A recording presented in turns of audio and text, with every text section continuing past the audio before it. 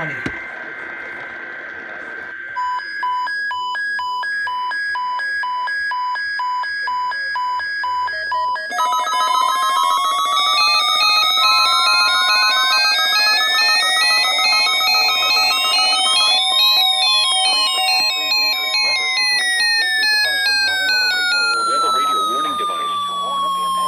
Potentially dangerous weather situations.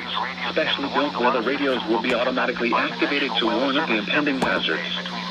Tests of these radios and the warning alarm system will be conducted by the National Weather Service every Wednesday between 11 a.m. and noon.